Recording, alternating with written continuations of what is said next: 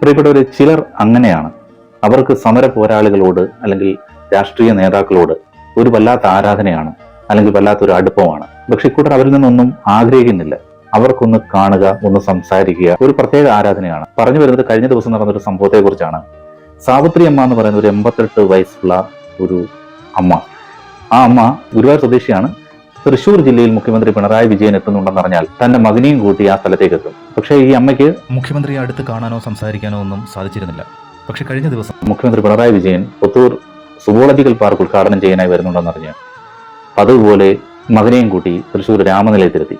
രാമനിലയത്തിൽ മുഖ്യമന്ത്രി ഉണ്ടെന്നറിഞ്ഞാണ് എത്തിയത്. എന്തായാലും മുഖ്യമന്ത്രി ഇറങ്ങി വന്നു, സാവിത്രി അമ്മയെ കണ്ടു എന്ന് മാത്രമല്ല സംസാരിക്കുകയും ചെയ്തു. ആ ഒരു സംസാരത്തിൽ മുഖ്യമന്ത്രി ചോദിച്ചു എന്താണ് ആവശ്യമെന്ന്. അവിടെയാണ് എല്ലാവരെയും ഞെട്ടിച്ചത്. സാധാരണ മുഖ്യമന്ത്രിയെ അടുത്ത് കണ്ടാൽ ഒട്ടുമിക്ക ആൾക്കാരും അവർക്ക് എന്തെങ്കിലുമൊക്കെ ആവശ്യങ്ങളുണ്ടാവും ചോദിക്കാനായിട്ട്.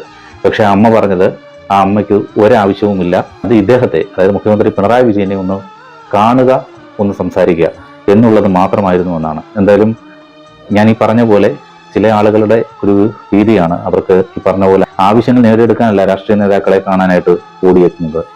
അവർക്കുള്ള ഒരു ആരാധന അല്ലെങ്കിൽ അവരോടുള്ള ഒരു ഇഷ്ടം, അതൊക്കെയാണ്.